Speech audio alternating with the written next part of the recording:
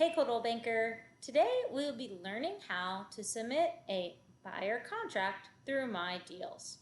As you can see here, I'm already logged into My Deals through mycbdesk.com. What's great about My Deals is that it's linked to mycbdesk.com and other Coldwell Banker internal systems.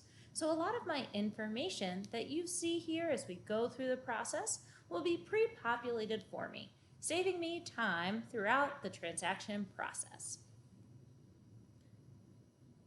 The first question I need to answer is whether or not this is a sale or a lease.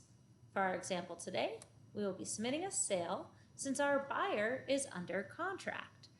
I've been showing my buyer around town for a little while, and they finally found the perfect place to call home.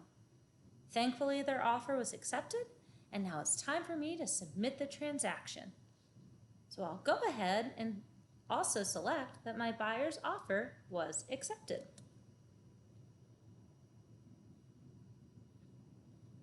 The next screen here will show me the 5 simple steps needed in order for me to successfully submit this deal through My Deals. The first question here is this a company listing, yes or no? If there happens to be a Coldwell Banker agent who have listed this property, then you would want to toggle this over to yes, and it'll change things up for us a little bit. If the answer is no, keep it where it is and continue moving on. The next question is this property listed in the MLS? If the answer is no, I would leave this button here and type in the information. If the answer is yes, I would toggle it over and type in the MLS number.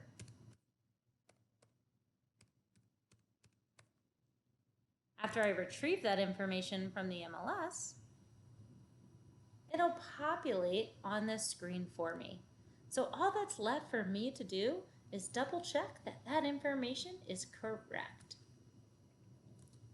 If I have the listing agent email, I could also type that in here.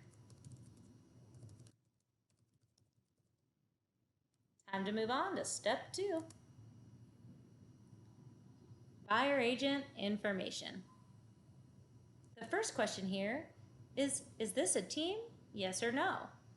If you work on a team or you're submitting this for one of your team members, you would simply toggle this over to yes, explain the team lead information, and then add the other members that are a part of this deal. If you are not part of a team, then you would simply leave that over to no, and then explain if you represent the buyer or not. If I am an assistant to an agent or submitting this for someone else, then I would simply leave this as no and type in the agent information. But if it's my buyer who went under contract, I can slide that toggle over to yes, and my name and information pops right up. Time for step 3. This information's all about the contract. So first, when was that contract executed? And then, of course, my estimated close date and the sale price of the property. Scroll down just a little bit, and it's time to type in a little commission information. I would simply type in whether or not I am getting a percentage or a flat fee. And then you may have some questions here about additional commission or some questions that are regional and local to your area. If these questions pertain to you, then go ahead and answer. If they don't pertain to you, then you won't even see them on your My Deals application. The next question here is if there is a referral fee or no. If the answer is yes, a couple more questions will populate below. Was it a company-generated lead? Yes or no? If that answer is yes, you'll be asked to put in the lead information number or ID.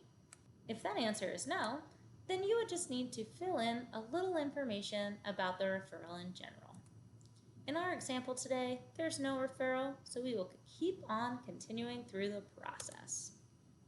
I'm already on step 4. Time to answer a couple questions about my client.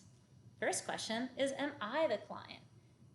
If the answer is yes, it's going to populate a bunch of information for me. If the answer is no, then I would simply start typing it in.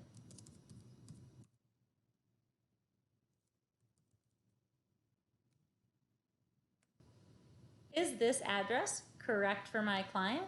Or does this happen to be an investment property and I need to type in a different address?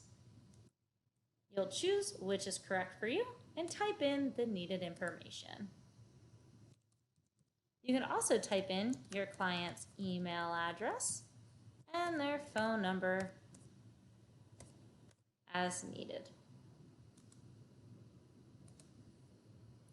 If you have a second client, 2 buyers, then you would simply add client, enter their information, and continue on to step 5.